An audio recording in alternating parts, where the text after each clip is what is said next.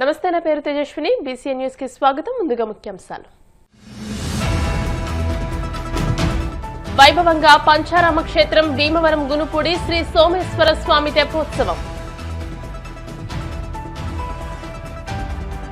Deputy speaker రఘురామకృష్ణరాజుపై అనుచిత వ్యాఖ్యలు చేసిన టీడీపీ రాష్ట్ర కార్యనిర్వాహక కార్యదర్శి పొత్తిరిపై చర్యలు తీసుకోవాలి. ఆకివీడు మండల టీడీపీ నాయకుల డిమాండ్.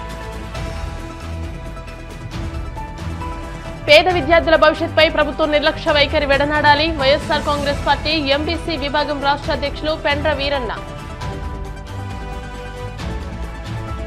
భీమవరంలో డాక్టర్ వైఎస్ఆర్ జిల్లా గ్రంథాలయాన్ని పరిశీలించిన జిల్లా గ్రంథాలయ సంస్థ చైర్మన్ జుత్తుగా. పంచారామ క్షేత్రం భీమవరం గునుపూడి శ్రీ ఉమా సోమేశ్వర జనార్దన స్వామివారి దేవస్థానంలో మహాశివరాత్రి కళ్యాణ మహోత్సవాలు అత్యంత వైభవంగా జరిగాయి. ఈ సందర్భంగా మంగళవారం సాయంత్రం ఆలయం ఎదురుగా ఉన్న సోమగుండం చెరువులో స్వామివారి తెప్పోత్సవం అత్యంత వైభవంగా జరిగింది. ప్రత్యేక వాహనంపై స్వామివారు అమ్మవార్ల ఉత్సవ విగ్రహాల నుంచి బాజా భజంత్రీలు బాణసంచా కాల్పుల నడుమ 3 రౌండ్లు తెప్పోత్సవం నిర్వహించారు. ఆలయ ప్రధాన అర్చకులు కందుకూరి సోమేశ్వర శర్మ, చెరుకూరి రామకృష్ణ ప్రత్యేక పూజలు నిర్వహించారు. దేవస్థానం చైర్మన్ చింతలపాటి బంగారాజు, ధర్మకర్తలు, ఆలయ ఈవో టి రామకృష్ణరాజు ఏర్పాట్లు పర్యవేక్షించగా additional SP V Bhimarao, DSP రఘువీర్ విష్ణు ఆధ్వర్యంలో పోలీస్ బందోబస్తు ఏర్పాటు చేశారు. ఎమ్మెల్యే పులపర్తి రామాంజనేయులు, కేంద్ర మంత్రి శ్రీనివాస్ వర్మ, ఇతర ప్రజా ప్రతినిధుల ప్రోత్సాహంతో మహాశివరాత్రి ఉత్సవాలను వైభవంగా నిర్వహించేందుకు కృషి చేసిన దేవస్థానం కార్యనిర్వహణాధికారి రామకృష్ణరాజును, ట్రస్ట్ బోర్డు చైర్మన్ కు పూర్తి సహకారం అందించిన కొటారి మహేష్ కుమార్, బ్యాంకు బాబీని దేవస్థానం ట్రస్ట్ బోర్డు ఆధ్వర్యంలో ఘనంగా సత్కరించారు.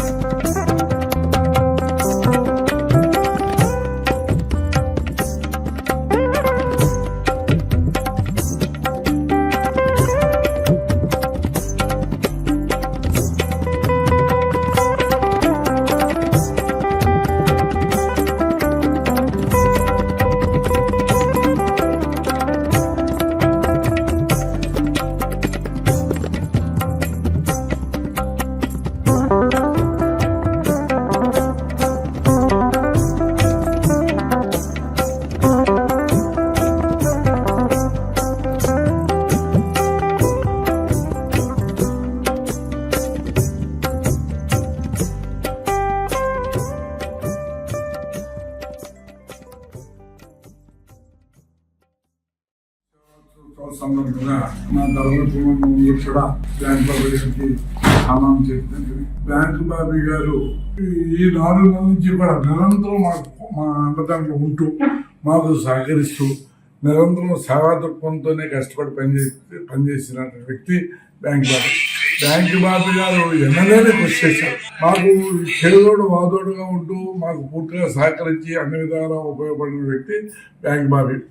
ఆయనకి మా సభాముఖంగా మేమందరం కూడా కొత్తగా ధన్యవాదాలు తెలియజేస్తూ, బ్యాంక్ బాబీ మామూలుగా కాదు, ఆ రోజు నాకు 102 జనంతో హెడ్ ఆఫీస్కి తీసుకెళ్ళి ఈ ఫైల్ నడపడం, అక్కడ ప్రతి విషయంలోనే ఆయన సహకారం తీసుకుంటూ ఆయన సహాయ సహకారాలతోనే మంత్రి ప్రతిదీ సూచనలు సలహాలు ఇవ్వటం, నన్ను ముందు ఒక ముసలాన్ని నడిపించి తీసుకెళ్ళి నడిపించే వ్యక్తి అయితే బాగున్నది వ్యక్తి నాది. పార్టీ గారికి ఎప్పుడు రుణపడటం, పార్టీ గారికి ఎప్పుడు కూడా మన సహకారం ఉండాలి, మళ్ళీ వారి సహకారం కావాలని నేను అనుకుంటున్నాను. ఈవో రామకృష్ణరాజు గారు దాదాపు 5 మాసాలు కలిసి పనిచేయడం జరుగుతుంది. అన్ని విధాలా సహకరించడం, అన్ని విధాలా ఉపయోగపడటం, సంస్థను ముందు నడిపిన వ్యక్తి రామకృష్ణరాజు గారు. రామకృష్ణరాజు గారు బాగా మాకు సహకరిస్తూ అన్ని విధాలా మాకు సహకారం ఉంటూ మాకు అండదండగా ఉన్నటువంటి వ్యక్తి రామకృష్ణరాజు గారు. అలాగే ఏసీ గారు డిపార్ట్మెంట్లో అందరూ సహకారం తీసుకున్నాం. రామకృష్ణరాజు నేను కూడా ఒక జోడెడ్లు బండి లాగా కలిసి నడిచి వెళ్ళి గుడి యొక్క అభివృద్ధి చాలా చేయాలి. నార్త్ సైడ్ బిల్డింగ్ గుడి కట్టాలి, కాలబైరు గుడి కట్టాలి, ఈశాన్యంలో చెరువు సాధన తీసుకోవాలి, 4 ఆర్చులు కట్టాలి. వీరందరూ రామకృష్ణరాజు గారి సహకారంతో అలా వేసి నన్ను డైరెక్టర్ అందరూ సహకారం తీసుకుంటూ ముందుకెళ్ళాలని. వైభవంగా జరగడమే కాకుండా భక్తులకి దర్శనం ఎటువంటి ఆటంకం లేకుండా ప్రతి ఒక్కరికి 1 నిమిషం ఆలస్యమైనా సరే చాలా మంది వేలాది మంది భక్తులు చక్కగా దర్శనం చేసుకొని చక్కగా స్వామివారి అనుగ్రహం పొందారు.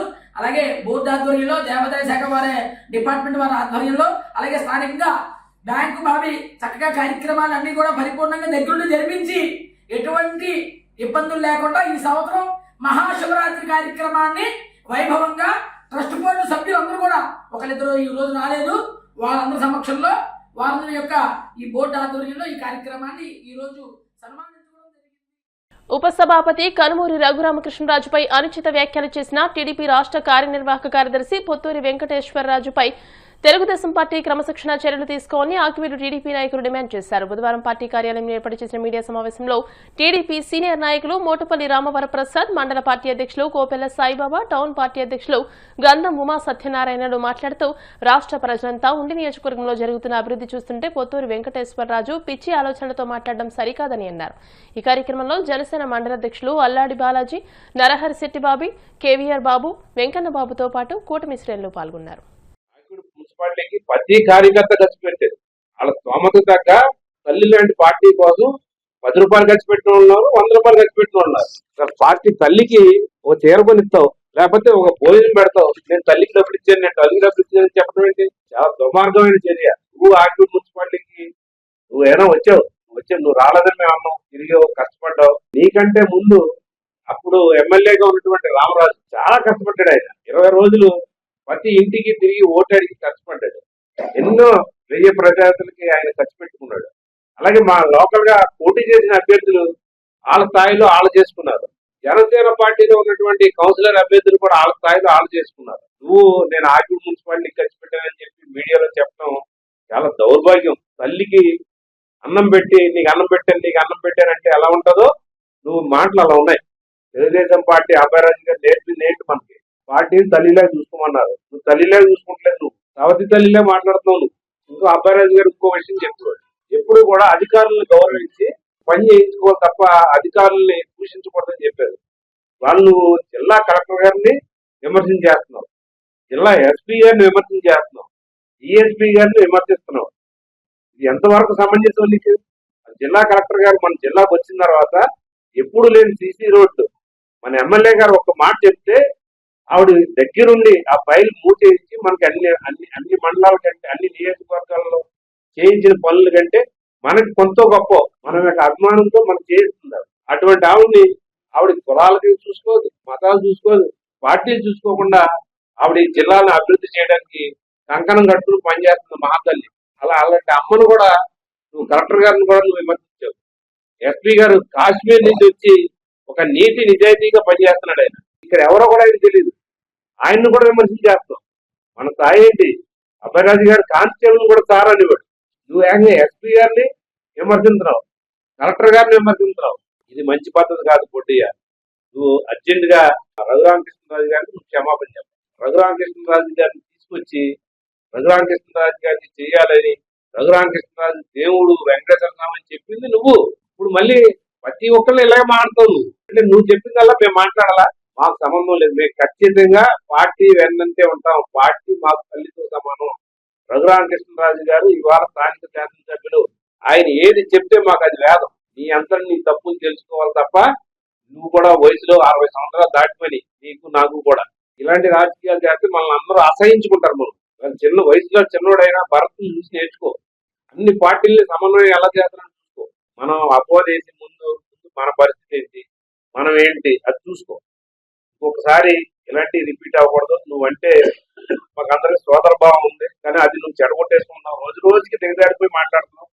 ఇవాళ అధికారుల మట్టికి చాలా అసహ్యంగా మాట్లాడుతున్నారు నీ గురించి. కలెక్టర్ గారిని నువ్వు ఆ మాట అనేటప్పుడు డెవలప్మెంట్ ఎవరు చేస్తారు? మనకి అధికారులు చేయరు. నువ్వు నీ దెబ్బకి ఎలా ఉందంటే నువ్వు ఘాటిని కట్టేస్తున్నావు ఉండి నియోజకవర్గాన్ని. ఇలాంటి దుర్మార్గమైన చర్యలు మానుకుని తక్షణం రఘురామకృష్ణరాజు గారికి వాళ్ళ కుటుంబానికి. ఇంకో విషయం ఏంటంటే నాకు రఘురామకృష్ణరాజు గారు భార్య అంటే నాకు తల్లితో సమానం. ఇప్పుడు ఇవాళ వాళ్ళ కుటుంబాన్ని అనరాని మాట్లాడుతున్నాం. తొళ్ళగొట్టుకుంటూ ఏంటి? పార్టీ అనుకున్నావు, ఏమనుకున్నావు? నిన్ను ఎవరో రెచ్చగొడుతున్నారు. నీ వెనకాల కొన్ని శక్తులు ఉన్నాయి. ఆ శక్తుల వల్ల నువ్వు ఇబ్బంది పడిపోతావు. భవిష్యత్తులో నీకు రాజకీయంగా ఇబ్బందులు ఎదుర్కోవాల్సి వస్తుంది. అలాంటి శక్తుల మాటలు నువ్వు నమ్మకుండా డైరెక్ట్ గా రఘురామకృష్ణరాజు గారికి వెళ్ళి క్షమాపణ చెప్పు. నీకు వేరే ఆల్టర్నేటివ్ లేదు. మేమందరం కూడా నీకు గౌరవిస్తాం, మంచిగా చెప్పి ఉంటాం నీతో.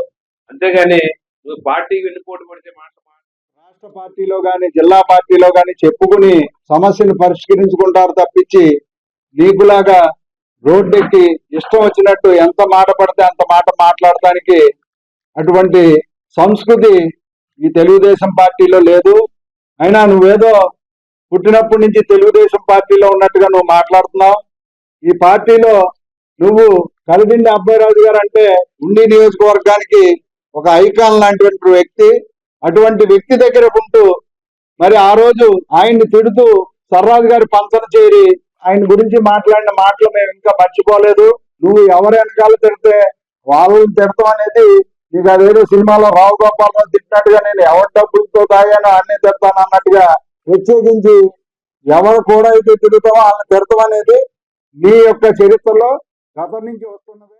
చాలా గట్ల మీద ఆక్రమించుకుని 4 ఇళ్ళు ఉంటే వాళ్ళ ద్వారా నీటి కలుషితం అయిపోయి 4000 మంది జనాభాకి కలుషితం రాకుండా తీయడం జరిగింది. మంచినీళ్ళకి కేరా పెట్టడం ఏదైనా ఉందంటే అది రఘురామకృష్ణరాజు గారు. అటువంటి అభివృద్ధి పనులు చేస్తున్నటువంటి వ్యక్తి మీద మీరు ఊరికే ఏది పడితే అది మాట్లాడి ఏదో నింద చేయాలని చెప్పి చూస్తే ఇది కరెక్ట్ పద్ధతి కాదు. ప్రత్యేకంగా టీడీపీ పార్టీలో లేరు, మీరు పార్టీలు మారుతూ ఉన్నారు. పార్టీ మారడంతో పాటు శివగారు కూడా ఉంటూ శివగారి మీద మీరు దౌర్జన్యం చేసినవి కానీ ఆయన తిట్టిన సందర్భాలు లేవా? గడిచిన 5 సంవత్సరాల్లో రాంబాబు గారు ఎమ్మెల్యేగా ఉండగా మీరు ఆయన మీద ఎన్ని ఆరోపణలు చేయలేదు మీరు? అంటే మీరు ఎవరితో అయితే ఉంటారో వారు కూడా మీకు ఉండే అలవాటు ఎప్పుడూ లేదు. అలాగే ఇప్పుడు రఘురామకృష్ణరాజు గారి మీద ఏదో మీరు మాట్లాడేస్తే ప్రజలు చూస్తూ ఊరుకోరు, అలాగే పార్టీ కూడా చూస్తూ ఊరుకోదు. ఖచ్చితమైన చర్యలు మేము తీసుకోవాలని చెప్పని మేము ఆకివీడు మండలం మరి పట్టణ పార్టీ తరపున డిమాండ్ చేస్తాం. నియోజకవర్గంలోనే కాకుండా మొత్తం మన ఏపీ ఆంధ్రప్రదేశ్ లో మొత్తం ఆయన బ్రాండ్ అంబాసిడర్ త్రిపులార్ గారు అంటే ఆయన మీద అలాంటి వ్యాఖ్యలు చేయడం మన బుడ్డిరాజు గారికి తగదు. ఏమన్నా ఉంటే వాళ్ళ చూసుకుని సర్దుబాటు చేసుకోవాలి తప్ప ఇలా బహిరంగ మాట్లాడడం తప్పు, కరెక్ట్ కాదు. నేను జనసేన తరఫున అది బుడ్డిరాజు గారికి చాలా ఖండిస్తున్నాం. మాటల్లో ఏది వాస్తవం లేవు, అన్ని అవాస్తవాలే. నిర్మల పురస్కార్ అవార్డు ఆయన ఒక్కడికే వచ్చినట్టు ఏది చెప్పుకుంటున్నాడు. అప్పుడు ఉమ్మడి పశ్చిమ గోదావరి జిల్లాలో 5 వచ్చినాయి, అందులో నేను కూడా ఉన్నాను. అదేదో ఆయనకి ఏదో గొప్పగా ఇచ్చిన అవార్డు ఏం కాదు, ఇది అందరితో పాటు ఇచ్చిన అవార్డే. అలాగే అభివృద్ధి విషయంలో త్రిపులార్ గారిని వేలెత్తి చూపుతున్నాడు. ఈ ఆంధ్రప్రదేశ్ మొత్తం మీద ఉండి నియోజకవర్గం అందరూ చూస్తున్నారు. దానికి ఎవరు పేరు పెడతాకి లేదు. ఆయన మహారాజా అని అంటున్నారు. ఈ ఉండి నియోజకవర్గాన్ని మహారాజు త్రిపులారే, యువరాజు భరత్ బాబు గారే. ఎవరేమన్నా ఈ 2 మధ్య ఖచ్చితంగా జరిగింది.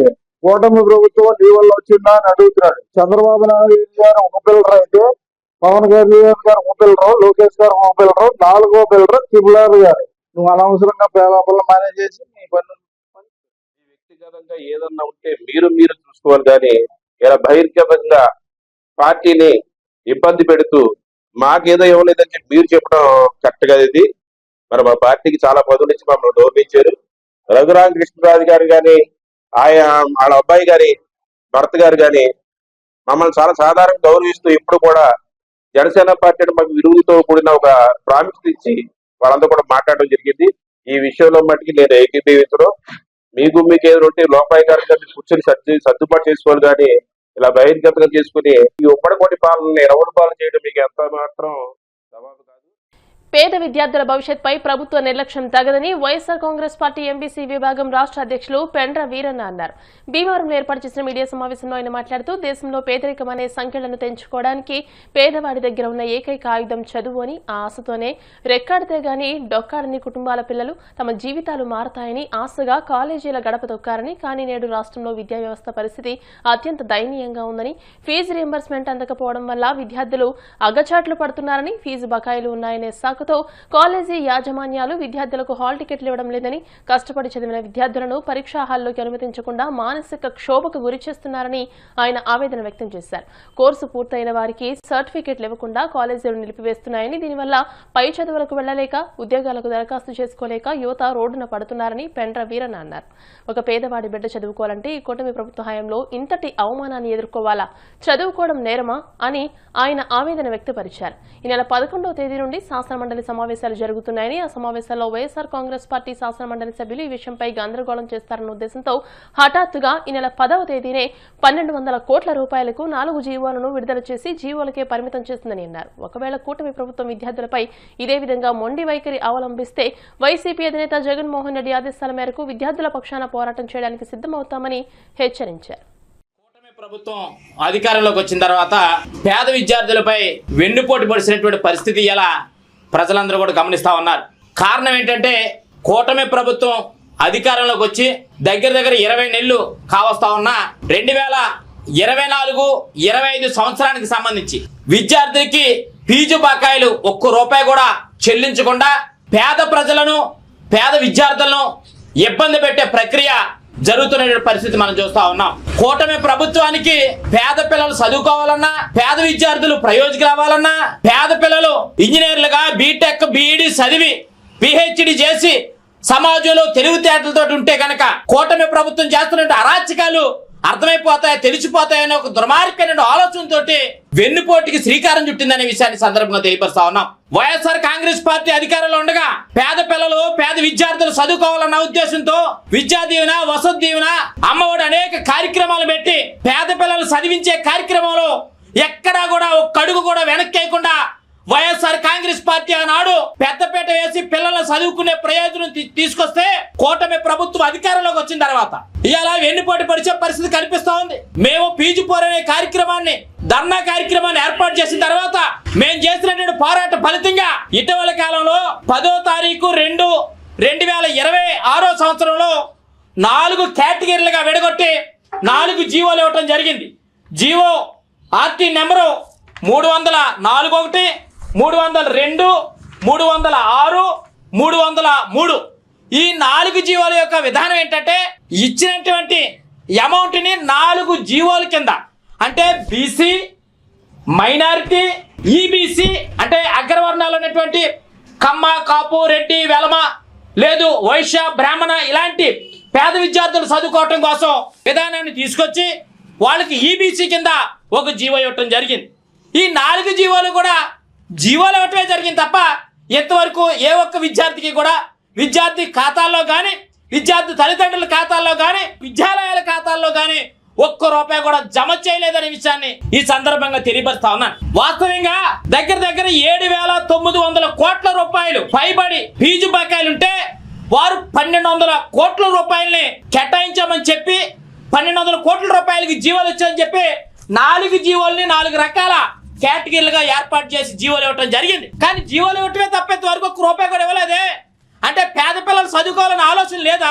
ఫీజులు కట్టలేని పరిస్థితుల్లో, ఫీజులు కట్టలేకుండా ఉన్న కారణంగా ఎగ్జామ్స్కి పంపించడం లేదు, పరీక్షకు పంపించట్లేదు, వారు ఇవ్వాల్సినటువంటి కాగితాలు ఇచ్చే పరిస్థితి లేదు, సర్టిఫికెట్లు ఇచ్చే పరిస్థితులు లేదు. ఇలా అంటే ఒక పక్కన పేద విద్యార్థులు తల్లిదండ్రులేమో ఉన్నటువంటి పుత్తులు తాకట్టు పెట్టి, ఉన్నటువంటి భూములు తాకట్టు పెట్టి, ఇల్లు తాకట్టు పెట్టి ఫీజులు కడతా ఉంటే ఆ ఫీజులు కూడా సాలక ప్రభుత్వాలు సహకరించగా విద్యాలయ యాజమాన్యాలేమో ఆ పిల్లల మీద ఉక్కుపాదం మోపే పరిస్థితి కనిపిస్తూ ఉంది.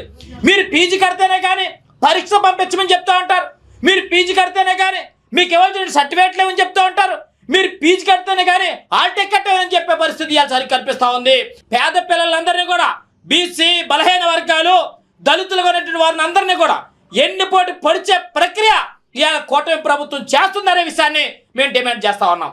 ఇదే కానీ కొనసాగితే వైఎస్ఆర్ కాంగ్రెస్ పార్టీ పేదల పక్షాన పోరాటం చేయటం కోసం, పేద విద్యార్థుల పక్షాన పోరాటం చేయటం కోసం శ్రీకారం చుడుతుందనే విషయాన్ని మీ అందరికీ కూడా తెలియపరుస్తా ఉన్నాం. జగన్మోహన్ రెడ్డి గారి నాయకత్వంలో అనేక మంది బడుగు బలహీన వర్గాలు పేద పిల్లలు కూడా చదువుకోవటం కోసం అనేక సంక్షేమ కార్యక్రమాలను తీసుకొచ్చి ఫీజు బకాయిలు ఎక్కడా కూడా ఒక్క రూపాయి కూడా అప్పు లేకుండా సంవత్సరానికి 4 దఫాలుగా అమౌంట్ కొట్టినటువంటి పరిస్థితి మాకుందనే విషయాన్ని కూడా ఈ సందర్భంగా తెలియపరుస్తా ఉన్నాం.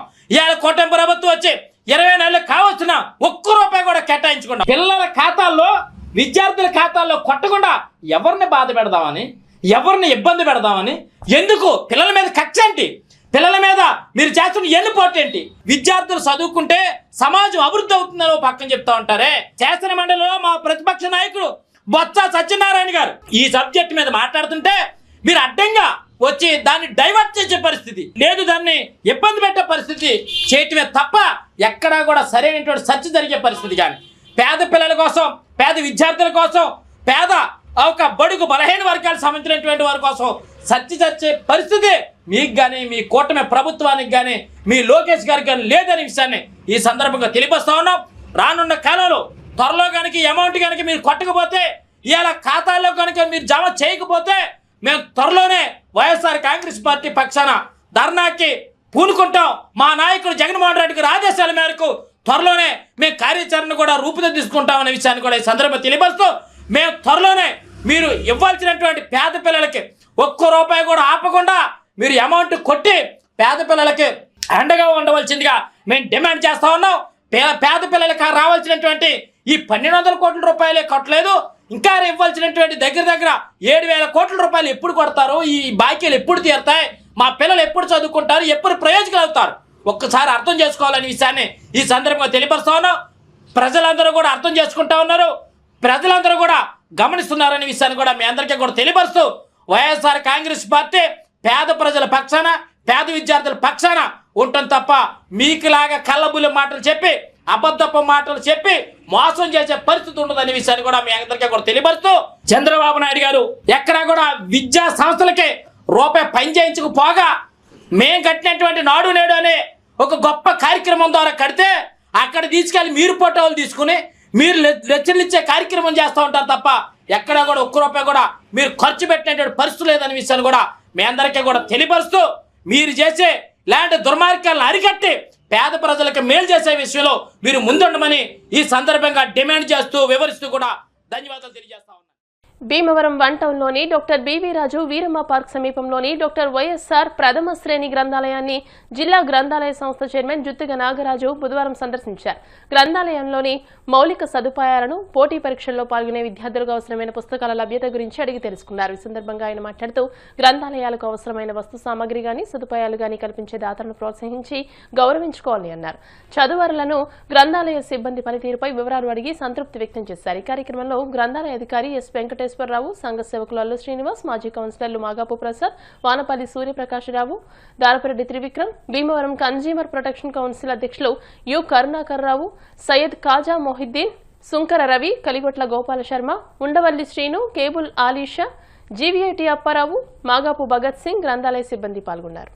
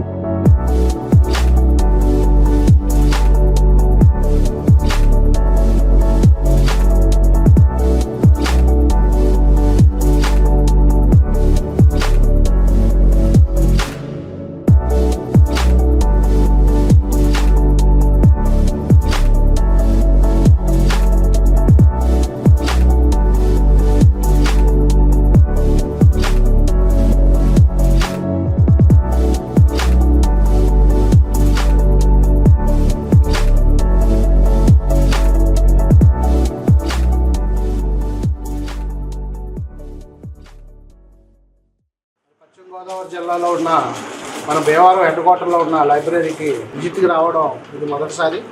ఎందుకంటే నేను కూడా మన జనసేన పార్టీ అధ్యక్షులు, రాష్ట్ర ఉప ముఖ్యమంత్రి వర్యులు శ్రీ కొన్నిదెల పవన్ కళ్యాణ్ గారు ఉమ్మడి పశ్చిమ గోదావరి జిల్లా గ్రంథాలయ సంస్థ చైర్మన్గా అవకాశం కల్పించినందుకు ముందుగా పవన్ కళ్యాణ్ గారికి నా హృదయపూర్వక ధన్యవాదాలు తెలియజేసుకుంటూ, మరి ఈరోజు ఈ గ్రంథాలయానికి విజిట్కి నేను వచ్చిన సందర్భంలో మరి ఇక్కడ గ్రంథాలయం మరి అన్ని వసతులతో మంచిగా అభివృద్ధి చేయడం జరిగింది. మరి ఇంతకు ముందున్న మరి గ్రంథాలయ సంస్థ చైర్మన్లు కానివ్వండి, అలాగే అధికారులు కూడా ఈ యొక్క గ్రంథాలయం మీద ప్రత్యేకమైన దృష్టి సారించి విద్యార్థులకు కానివ్వండి, సీనియర్ సిటిజన్లకు కానివ్వండి, అందరూ కూడా ఏ అయితే బుక్స్ అవసరమో అవన్నీ కూడా ఇక్కడ ఏర్పాటు చేయడం జరిగింది. ఇంకా ఏమన్నా కావాల్స్తే అవి కూడా ఇప్పుడు మేము ఏర్పాటు చేయడానికి సిద్ధంగా ఉన్నాం. ఎందుకంటే ఇది భీమవరం జిల్లా హెడ్ క్వార్టర్. మరి గ్రంథాలయానికి మరి గతంలో మన జాయింట్ కలెక్టర్ గారు అలాగే మన బివి రాజు గారు సౌజన్యంతో మరి ఇక్కడ ఉన్న దాతలు అందరూ కూడా ఇక్కడ ఎటువంటి ఇబ్బంది లేకుండా మరి స్టూడెంట్స్కి కావాల్సిన అన్ని వసతులు కూడా ఇక్కడ ఏర్పాటు చేయడం జరిగింది. మొన్న మేము ఏలూరులో ఫస్ట్ మీటింగ్లోనే ఈ యొక్క భీమవరం గ్రంథాలయానికి సుమారు 18 లక్షల రూపాయలు మేము మన మీటింగ్లో కేటాయించడం, దాని టెక్నికల్ శాంక్షన్ కూడా పంపడం జరిగింది. ఈ యొక్క గ్రంథాలయానికి చుట్టూ ఆవరణలో కొన్ని రిపేర్ సెక్షన్లు ఉన్నాయి.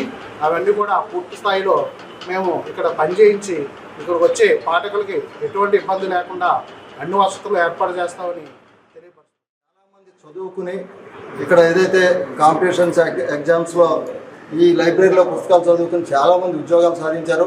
అలాగే నిత్యం కూడా వందలాది మంది రీడర్స్ వచ్చి ఇక్కడ పుస్తక పఠనం అనేది చేయడం జరుగుతుంది. ముఖ్యంగా ఇటీవల కాలంలో పుస్తక పఠనం అనేది తగ్గిపోయింది ఈ సెల్ ఫోన్లు ప్రభావం వల్ల. అయినప్పటికీ కూడా ఇక్కడ అనేక రకాలైనటువంటి వసతులతో కూడినటువంటి లైబ్రరీని చాలా చక్కగా మెయింటైన్ చేస్తున్నారు. మరి దీనికి కావాల్సినటువంటి వసతి ఏదైనా ఇబ్బందులు ఉంటే అన్నీ కూడా సమస్యలు పరిష్కరించడానికి చైర్మన్ గారు నాగరాజు గారు దీన్ని అన్ని కూడా పర్యవేక్షణ చేసి త్వరలో దీన్ని ఇంకా మోడరేషన్ చేయడానికి వారు ముందుకు వచ్చారు. ఈ సందర్భంగా మరి భీమవరం పట్టణ స్వచ్ఛంద సంస్థ తరఫున ప్రత్యేకమైన ధన్యవాదాలు. ప్రపంచంలో ఒక్కొక్క ప్రాంతానికి ఒక్కో భాష ఉందని, ఆయా ప్రాంతాల్లో ఆ భాష గొప్పదని, ఎన్ని భాషలున్నా మన తెలుగు భాష ప్రపంచ భాషల్లో గుర్తింపు పొందిందని Bhimavaram Karur Vysya bank assistant manager Lakshmipriya అన్నారు. భీమవరం బీవీరాజు పార్క్లోని తెలుగు తల్లి విగ్రహం వద్ద శ్రీ విజ్ఞాన వేదిక ఆధ్వర్యంలో ప్రపంచ మాతృభాషా దినోత్సవ వేడుకల బ్రోచర్ను ఆవిష్కరించారు. లక్ష్మీప్రియ మీడియాతో మాట్లాడుతూ, ఏ భాష అయినా మొదట అమ్మ నేర్పిన అమ్మ అనే పదాలతో భాష ప్రారంభమవుతుందని, మన తెలుగు భాషకు ప్రత్యేక రాష్ట్ర ఉద్యమం పొట్టి శ్రీరాముల త్యాగంతో సాధించుకున్నామని అన్నారు. అటువంటి తెలుగు భాషను ఆదరించి గౌరవించాలని అన్నారు. తెలుగు భాషాభివృద్ధి సంఘం సభ్యులు కలిగొట్ల గోపాల్ శర్మ, డాక్టర్ ఎస్ సత్యనారాయణ రాజులు మాట్లాడుతూ, మన తెలుగు భాషను పరిరక్షించుకోవాల్సిన అవసరం ఉందని, తెలుగు భాష ప్రాచీన భాష అని వివరించారు. ఈ కార్యక్రమ నిర్వాహకులు చెరుకువ రంగసాయి మాట్లాడుతూ, ఈ నెల 18వ తేదీ నుండి 21వ తేదీ వరకు మాతృభాషా దినోత్సవ వేడుకలు నిర్వహిస్తామని, వివిధ ప్రాంతాల్లోని పాఠశాలలు, కళాశాలల్లో విద్యార్థులకు పోటీలు నిర్వహిస్తామని, 21వ తేదీన జరిగే ముగింపు వేడుకల్లో బహుమతులు అందజేస్తామని తెలియజేశారు. ఈ కార్యక్రమంలో పిఎస్ఎం గర్ల్స్ హై స్కూల్ ప్రధానోపాధ్యాయులు ప్రసాద్, పి రాజబాబు, భవానీ, అరసవల్లి సుబ్రహ్మణ్యం, ఎండి సరోజిని విద్యార్థులు పాల్గొన్నారు. ప్రపంచంలో ఉన్న ప్రతి ఒక్క తెలుగు వారికి మన ఏ దేశంలో ఉన్నా ఎక్కడ సెటిల్ అయినా కూడా తెలుగు అనే దాన్ని మర్చిపోవద్దు. ఖచ్చితంగా ఇదే మన మాతృభాష, ఇదే మనల్ని బతికిస్తుంది. ప్రపంచ మాతృభాషా దినోత్సవ వేడుకలు భీమవరంలో అనేక సంవత్సరాలుగా తెలుగు భాషను పునరుద్ధరించాలి, తెలుగు భాషను ఆదరించాలనే ఉద్దేశంతో మరి శ్రీ విజ్ఞాన వేదిక ఆధ్వర్యంలో అరసవల్లి చారిటబుల్ ట్రస్ట్ వారి సౌజన్యంతో శర్మ గారు మరి కలిగొట్ల గోపాల శర్మ గారు, సత్యనారాయణ రాజు గారి సహకారంతో మరి రాజాబాబు గారి సహకారంతో ఈ కార్యక్రమాలని నిర్వహిస్తూ వస్తున్నాం. అన్ని పాఠశాలల్లో కూడా తెలుగు భాష మీద కొన్ని పోటీలు కూడా నిర్వహిస్తాం. 21వ తారీఖున ఈ వేడుకలన్నీ కూడా సివి రామన్ స్కూల్లో ఆ క్యాంపస్లో వీళ్ళందరికీ బహుమతులు, అన్ని స్కూల్ వాళ్ళకి బహుమతులు, సర్టిఫికెట్లు అందజేస్తాం. తెలుగు భాష ప్రాముఖ్యతను తెలియాలంటే మరి ప్రతి ప్రాంతానికి ఒక భాష ఉంది. మన తెలుగు భాషకి మన రాష్ట్రం తెలుగు భాష కోసం, తెలుగు జాతి కోసం ప్రత్యేక రాష్ట్రం ఏర్పడిన సంగతి మనకు తెలుసు. అటువంటి తెలుగు భాషను ఆదరించాలనే ఉద్దేశంతో ఈ కార్యక్రమం నిర్వహిస్తుంది తెలియజేసుకుంటూ, ఇవాళ bank manager Karur Vysya bank assistant manager గారు లక్ష్మీప్రియ గారు ఇవాళ బ్రోచర్స్ ఓపెన్ చేసి కార్యక్రమం ప్రారంభించారు. ఈ నెల 21వ తారీఖు ప్రపంచ మాతృభాష దినోత్సవం. మన మాతృభాష తెలుగు చాలా తీయనైనది, కమ్మనైనది, మధురమైనది, ఇటాలియన్ ఆఫ్ ద ఈస్ట్ అని పొగడబడిన భాష. శ్రీకృష్ణదేవరాయలంతటి మహారాజు ఎన్నో భాషలను అభ్యసించి దేశ భాషలను తెలుగులేస్తా అన్నటువంటి గొప్ప ప్రఖ్యాతి పొందినటువంటి భాష.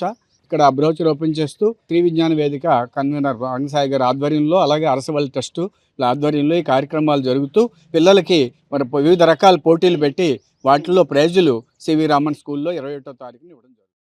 మాతృభాష అనేది ప్రతి ఒక్కరికి కూడా వారి యొక్క తల్లి నుంచి నేర్చుకున్నటువంటి భాష మాతృభాష. ప్రపంచంలో మొట్టమొదటిసారిగా దీనికి స్ఫూర్తిని కలగజేసింది ఇప్పటి బంగ్లాదేశ్. పూర్వం పాకిస్తాన్ అధీనంలో ఉన్నటువంటి పశ్చిమ పాకిస్తాన్ తీవ్రమైనటువంటి వ్యతిరేకతతోటి ఉర్దూ భాషని అధికార భాషగా అక్కడ ప్రకటించడం, మాతృభాషగా ప్రాముఖ్యత ఇవ్వకపోవడంతో అందరూ కూడా ఒక పెద్ద ఉద్యమాన్ని ప్రారంభించారు. ఆ ఉద్యమంలో ఎంతోమంది అసువులు బాయడం, గాయాలు పాలవడం జరిగింది. దాన్ని గుర్తించి యునెస్కో 1999వ సంవత్సరం నుంచి ఫిబ్రవరి 27వ తేదీన మాతృభాషా దినోత్సవంగా జరుపుకుంటోంది. మనం ఎన్ని భాషలను నేర్చుకోవచ్చు, కానీ మన ప్రపంచ వ్యాప్తంగా వారి యొక్క మాతృభాషల్ని కాపాడుకోవాల్సినటువంటి అవసరం అందరికీ ఉందని చెప్పి ఈ సందర్భంగా. తెలుగు భాషకు మరొక పేరు ఆంధ్ర భాష. బిడ్డ పుట్టిన వెంటనే తల్లి దగ్గర అమ్మ అనే తెలుగు మొదలెడతాడు. అమ్మను చూస్తాడో, తెలుగు భాషతో ప్రారంభిస్తాడో, తర్వాత ఏ భాష నేర్చు. ఈ తెలుగు భాష తీయనిది. శ్రీకృష్ణదేవరాయలు గారు తన ఆస్థానంలో 8 మంది కవులు తెలుగుని అభివృద్ధి పరచడానికి, తెలుగుని అందరూ నేర్చుకునేలాగా ఎన్నో గ్రంథాలు తెలుగులో ఉన్నాయి. కాబట్టి ప్రతి ఒక్కరు తెలుగు నేర్చుకుని తెలుగు జాతి ఔన్నత్యాన్ని ప్రపంచ దేశాల్లో చాటాలి. అందరూ కూడా తెలుగు భాషపై ఉన్నటువంటి మక్కువను పెంచుకోవాలి, ఆ భాషలోనే ప్రావీణ్యత సంపాదించాలనేటువంటి ఒక ఆలోచన. అలాగే యునెస్కో గుర్తించినటువంటి ఈ యొక్క డే ఏదైతే ఉందో, ప్రపంచ మాతృభాషా దినోత్సవం అనేటువంటిది భాషా ప్రయుక్త రాష్ట్రాలు ఏర్పడిన తర్వాత ఈ భాషకు ప్రపంచం గుర్తించింది. కానీ అంతకంటే ముందు తెలుగు భాషకి ఎన్నో సంవత్సరాల నుంచి, ఎన్నో వేల సంవత్సరాల నుంచి ఉనికి ఉంది. కాబట్టి ఆ భాషను మరుగున పడకుండా శ్రీ విజ్ఞాన వేదిక ఆధ్వర్యంలో ప్రతి సంవత్సరం కూడా ఈ యొక్క కార్యక్రమం చేపట్టడం జరుగుతుంది. పశ్చిమ గోదావరి జిల్లా నర్సాపురం డాక్టర్ బిఆర్ అంబేద్కర్ కోనసీమ జిల్లా సకినేటిపల్లి మధ్య గోదావరి నదిపై వారధి నిర్మాణం చేపట్టారని కాంగ్రెస్ పార్టీ జిల్లా అధ్యక్షులు అంకెం సీతారాం డిమాండ్ చేశారు. ఈ సందర్భంగా బుధవారం పశ్చిమ గోదావరి జిల్లా కాంగ్రెస్ పార్టీ ఆధ్వర్యంలో ఆందోళన నిర్వహించారు. పార్టీ జిల్లా అధ్యక్షులు అంకెం సీతారాం మాట్లాడుతూ దాదాపు 7 శతాబ్దాల నుంచి వారధి నిర్మించాలని ప్రజలు డిమాండ్ చేస్తున్నా కూడా కేంద్రంలో ఉన్న భారతీయ జనతా పార్టీ, రాష్ట్రంలో అధికారంలో ఉన్న తెలుగుదేశం, జనసేన, బీజేపీ ప్రభుత్వం పట్టించుకోవడం లేదని అన్నారు. కేవలం ఎన్నికల సమయంలో మాత్రమే ఈ వారధి అంశాన్ని రాజకీయాలకు ఉపయోగించుకుంటున్నారని విమర్శించారు. ఏటా వచ్చే వరదలకి 2 జిల్లాల ప్రజలు, విద్యార్థులు, వ్యాపారులు అనేక అవస్థలు పడుతున్నారని దుయ్యబట్టారు. కేవలం శిలాఫలకాలకే పరిమితమైన ఈ వారధి వెంటనే నిర్మించాలని ప్రభుత్వాన్ని డిమాండ్ చేశారు. ఈ కార్యక్రమంలో నియోజకవర్గ ఇన్ఛార్జ్ పోలిశెట్టి బాబ్జీ, కానూరు బుజ్జి, సోడదాసి సిల్వియా, కొలుకులూరి అర్జునరావు, బోనం రవికుమార్, మద్దాల సాయి కుమార్, మహమ్మద్ జానీ, అయినంపూడి వెంకటరామరాజు, మేడపాటి సాగర్, జ్ఞానపు చిట్టిబాబు, గాదిరెడ్డి వనమయ్య, సిహెచ్ భాస్కర్ రావు తదితరులు పాల్గొన్నారు. పశ్చిమ గోదావరి జిల్లా కాంగ్రెస్ పార్టీ ఆధ్వర్యంలో నర్సాపురం ప్రజలు మరియు అటు సకినేటిపల్లి 2 జిల్లాలు, అంబేద్కర్ కోనసీమ జిల్లా, ఇటు మన పశ్చిమ గోదావరి జిల్లాకి చిరకాల వాంఛ. ఇప్పుడు కాదు, ఇది సుమారు 7 శతాబ్దాలకి, సుమారు నాకు తెలిసిన ఒక 70 సంవత్సరాల నుంచి కూడా ఇక్కడ వంతుని నిర్మించాలని చెప్పి అన్ని రాజకీయ పార్టీలు కూడా ఫస్ట్ ఇక్కడ వస్తాం, ఆ శంకుస్థాపన చేయటం, మళ్ళీ వెళ్ళిపోవటం. ఇది ఒక్కరు కాదు, ఇద్దరు కాదు, రోజుకి ఇప్పుడు పట్టి మీద చూస్తున్నాం మనం. ఆ పక్క నుంచి ఈ పక్కకి కొన్ని వేల మంది వస్తున్నారు, ఈ పక్క నుంచి ఆ పక్కకి కొన్ని వేల మంది వెళ్తున్నారు. ముఖ్యంగా విద్యార్థులు మన తూర్పుగోదావరి జిల్లా నుంచి, మన సకినేటిపల్లి నుంచి, ఆ చుట్టుపక్కల రాజుల నుంచి అందరూ కూడా మన ఇంజనీరింగ్ కాలేజ్ లాంటి ఎడ్యుకేషన్ కూడా మన నర్సాపురంలో టాప్. చదువుకోవడానికి కొన్ని మహిళలేంటి, విద్యార్థులేంటి వేల మంది వస్తున్నారు. రైతులు, అలాగే రోజువారీ కూలి పని చేసుకునే వాళ్ళు కూడా ఎంతో మంది ప్రజలు ఆ పక్క నుంచి ఈ పక్కకి చాలా మంది ప్రజలు వస్తున్నారు. వెంటనే ఈ కూటమి ప్రభుత్వం ఉంది, ఇప్పుడు బీజేపీ ప్రభుత్వం వచ్చి 12 సంవత్సరాలు అయింది అధికారంలోకి వచ్చి. మేము అవి చేస్తామని చెప్పి కోట్లు లక్షల కోట్లు అప్పులు చేస్తున్నారు. కానీ ఈ రోజున ఎంత టెక్నాలజీ వచ్చిందో చూడండి, సముద్రంలో నుంచి కూడా మన వంతులు తీసుకెళ్ళిపోతున్నారు. అలాంటిది మన చిరకాల వాంఛ మన నర్సాపురం ప్రజల్లో ఈ వంతుని ఎంత ఇంపార్టెంట్ అంటే అంత ఇంపార్టెంట్. ఇటు నర్సాపురం బాగా డెవలప్మెంట్ అవుద్ది, అటు సైడ్ కూడా బాగా డెవలప్మెంట్ అవుద్ది. 2 జిల్లాల చుట్టాల కాలేంటి ఎంతో ఇంకా గట్టిగా స్ట్రాంగ్గా అవుద్ది 2 జిల్లాలకి. అలాంటి వంతుని నిర్మించడానికి బీజేపీ ప్రభుత్వం 12 సంవత్సరాలు వచ్చింది, ఇప్పుడు దాకా అధికారంలో ఉంది, ఏమీ లేదు. సెంట్రల్ మినిస్టర్ గారు ఉన్నారు, వర్మ గారు ఉన్నారు, జనసేన పార్టీ ఉంది, తెలుగుదేశం పార్టీ అధికారంలో ఉంది. వెంటనే నిన్న కూడా మన సుప్రీంకోర్టు నుంచి కూడా క్లియరెన్స్ వచ్చింది, 216 మన హైవే ప్రకారం ఈ వంతెనకి ఎటువంటి ఇబ్బంది లేదు, వశిష్ట వారధి వంతెనని వెంటనే మీరు నిర్మించుకోవచ్చు అని చెప్పి వెంటనే వచ్చింది. సెంట్రల్ మినిస్టర్ గారు, అక్కడ మన తెలుగుదేశం నాయకులు, మినిస్టర్ గారు అందరూ ఉన్నారు. ఈ వంతెన ప్రజలందరికీ, ఒకరికి కాదు, ఇద్దరు కాదు, ప్రజలందరూ కూడా ఎంతో ఉపకారమైన ఈ వశిష్ట గోదావరి వంతెనని వెంటనే నిర్మించాలని చెప్పి మా కాంగ్రెస్ పార్టీ తరఫున, మా నర్సాపురం నియోజకవర్గం మరియు రాజుల నియోజకవర్గం ప్రజలందరి తరఫున కూడా మేము మిమ్మల్ని డిమాండ్ చేస్తున్నాం. వెంటనే టెండర్లు పిలిచి మళ్ళీ వెంటనే ఈ వంతెన నిర్మించాలని చెప్పి మేము కోరుకుంటున్నాం. ఎన్నికల సమయంలో గోదావరి నది వశిష్ఠ గోదావరి నది మీద ఆనకట్టను నిర్మించడానికి కాంగ్రెస్ పార్టీ నిర్వహించేటువంటి ధర్నాగా మీరు గుర్తుంచుకొని జిల్లా అధ్యక్షులైనటువంటి శ్రీ అంకిత సీతారాం గారి ఆధ్వర్యంలో ఈ ధర్నాన్ని చేస్తున్నాము. దయతో ప్రజలందరికీ ఉపయోగపడేటువంటి ఈ కార్యక్రమాన్ని కూటమి ప్రభుత్వం తొందరలోనే పూర్తి చేయాలని కోరుకుంటూ ఇప్పుడు కాసేపు ప్రకటనలు.